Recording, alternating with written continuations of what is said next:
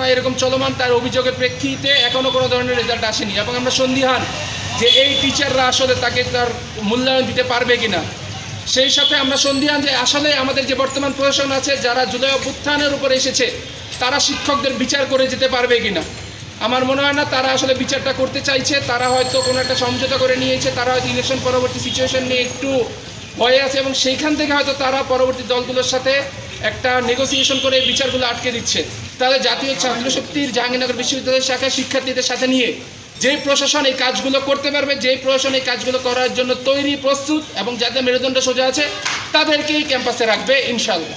হামলায় মদতদাতা অভিযুক্ত শিক্ষকদের বিচারের দাবিতে পরীক্ষার ফলাফল ট্যাম্পারিং অনিয়মে জড়িত শিক্ষকদের বিচার এবং একই সাথে ক্যাম্পাসের শিক্ষক সিন্ডিকেটের বিচারের বিরুদ্ধে আজকে আমরা এখানে অবস্থান নিয়েছি।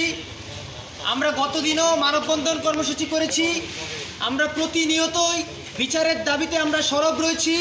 আজকে আমরা অবস্থান কর্মসূচি নিয়েছি, কিন্তু বিশ্ববিদ্যালয় প্রশাসন কোনোভাবে আমলে নিচ্ছে না। অভ্যুত্থানের 1.5 বছর পার হয়ে গিয়েছে, জুলাই হামলায় মদতদাতা শিক্ষকদের বিচার নিশ্চিত করা হয়নি। আমরা মনে করছি প্রাতিষ্ঠানিক বিচার করতেও এত সময় লাগে না। বিশ্ববিদ্যালয়ের উপাচার্য ইচ্ছা করেই চাচ্ছে ফেব্রুয়ারিতে একটা ইলেকশন হয়ে যাক। ফেব্রুয়ারিতে জাতীয় নির্বাচন হয়ে গেলেই তারা নানাভাবে চাচ্ছে এই জুলাই হামলার বিচারটাকে পণ্ড করে দিতে। তার আমাদের এখানে ভুক্তভোগী শিক্ষার্থী রয়েছেন রবিন ভাই, যিনি ফলাফল ট্যাম্পারিংয়ের শিকার হয়েছেন। সেই ট্যাম্পারিংয়ের শিকার যারা জড়িত রয়েছে সেই ট্যাম্পারিংয়ে, সেই শিক্ষকরা কিভাবে এখন ডিপার্টমেন্টে ক্লাস নেয়, কিভাবে তারা সেই ডিপার্টমেন্টে এখনও তাদের স্বপদে বহাল রয়েছে। আমরা চাই অবিলম্বে বিশ্ববিদ্যালয় প্রশাসন আগামীকালকের সিন্ডিকেটে তারা জুলাই হামলায় মদতদাতা শিক্ষকদের বিচার এবং ফলাফল অনিয়মে জড়িত শিক্ষকদের বিচারের জন্য তারা যথোপযোগী পদক্ষেপ গ্রহণ করবেন। আমরা বারবার আমাদেরকে বিভিন্ন সিন্ডিকেটের কথা বলা হয়েছে।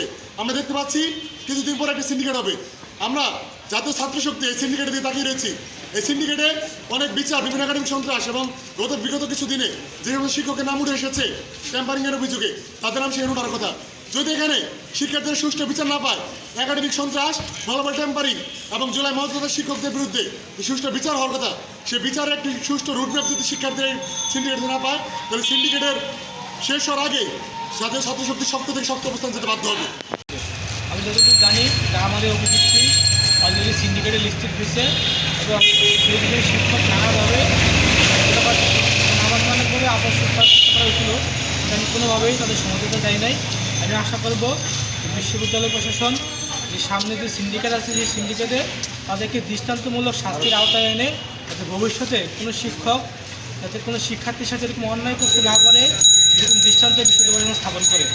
একই সাথে যদি বিশ্ববিদ্যালয় প্রশাসন এই জায়গায় ব্যর্থ হয়, তাহলে আমি এটা বলবো যে পরবর্তীতে কোনো শিক্ষার্থী যদি ভিকটিম হয়, তারা এখানে আন্দোলন করা বা এখানে সোচ্চার হওয়ার মতো কোনো নৈতিক সাহস তারা কখনোই দেখাবে না।